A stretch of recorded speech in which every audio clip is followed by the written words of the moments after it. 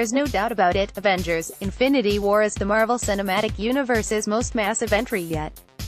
It's packed with characters, plot developments, game-changing moments, and a massive cliffhanger that leaves a year for fans to cope with everything they've witnessed. This is where we warn you to stop reading if you've yet to see the movie, as we are going to dig into some heavy spoiler territory. That's not all Infinity War is packing, though. In addition to the death, destruction, and insanity that unfolds throughout the nearly 3-hour movie, there are also some major changes made to MCU canon. Things established in previous movies throughout Marvel's 10-year streak of superhero adventures are altered to better fit the story of Infinity War. There's little doubt that these changes will impact the MCU for years to come, given the movies Marvel already has on the way. However, there are still 2 movies to come before Avengers 4 takes over theaters. Both Ant-Man and the Wasp will likely carry heavy implications for the next Avengers movie, given how the characters from both films are likely to play a major role. While Ant-Man himself didn't factor into Infinity War at all, thanks to the deal he cut with the government, Captain America, Thor, and the rest of the surviving Avengers are going to need all of the help they can get their hands on in Avengers 4. That's also, most likely, where Captain Marvel will come into play. In the movie's post-credits scene, Nick Fury sends out a distress message to the female superhero that's getting her own standalone film in 2019, just in time to introduce fans to her before she swoops in to help save the day in Avengers 4. Come along with GameSpot as we take a look at what exactly has been changed in Marvel's latest outing. Additionally, you can see our look at every character that died in Infinity War, as well as those that didn't end up in the movie at all. Scarlet Witch's disappearing accent. When first introduced in Avengers: Age of Ultron, Scarlet Witch, like her brother Quicksilver, had a thick Eastern European accent. When she returned in Captain America: Civil War, her accent wasn't quite as strong, but it was still there. If you've seen Infinity War, though, you know the accent is practically non-existent. You can hear it very briefly toward the end of the film, but other than that it sounds like actress Elizabeth Olsen has ditched it for good.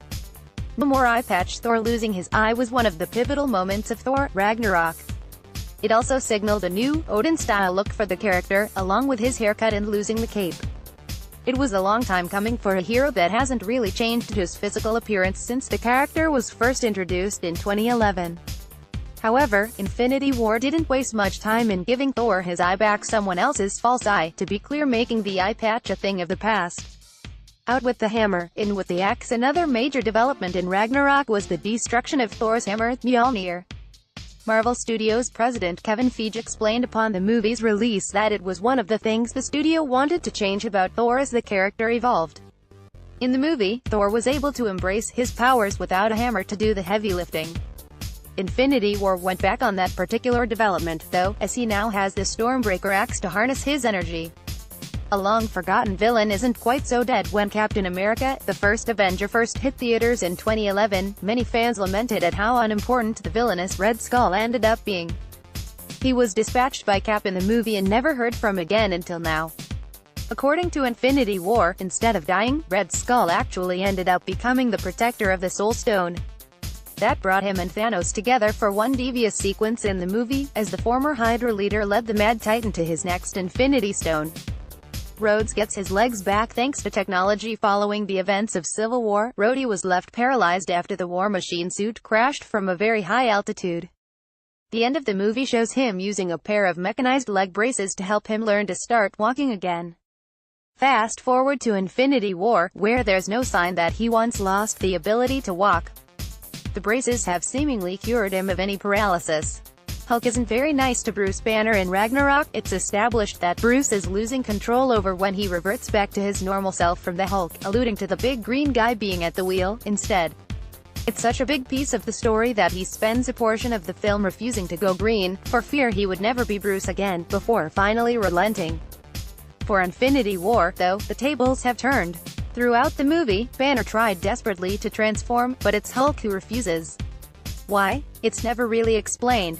Perhaps he's just humiliated by the smackdown Thanos lays on him at the beginning of the movie. You're the Iron Spider now, like it or not. As fans know, Infinity War isn't the first time they've seen the Iron Spider costume. At the end of Spider-Man: Homecoming, Peter Parker is offered the suit by Tony Stark. He turns it down, though, opting to stick to his neighborhood and learn the ways of a superhero. However, now there's no turning back. He has the suit and he's been to space. Returning to his old costume would be silly. No Hawkeye or Ant-Man. Infinity War managed to explain the absences of Hawkeye and Ant-Man with a simple line. They cut deals with the government and went home, where they're now under house arrest. How exactly that works is a bit confusing. Civil War ends with Steve Rogers arriving to break his friends out of jail. Did those two just stay behind in hopes that the government that turned on them would start treating them nicely? Tony Stark and his glowing heart. After Iron Man 3, Tony Stark underwent the surgery to have the arc reactor removed from his chest, leaving future Iron Man suits to be powered by a built-in source. Cut to Infinity War, where Tony has developed nanotechnology for his new suit and it's all powered by, you guessed it, an arc reactor. It's unclear exactly how this new reactor and the suit it contains are attached to Tony, but it certainly doesn't seem to be something he can quickly remove.